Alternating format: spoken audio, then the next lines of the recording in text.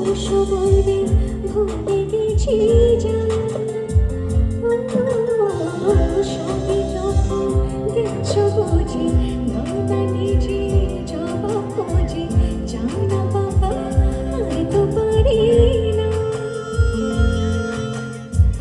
এই দেখো আজ বিকেলের গায়ে সোনা লেগে আছে ঘুরবো রেখে দিয়ে রানা গোনা তুমি কেন কিছু দেখেও দেখছো না আর বেশি কিছু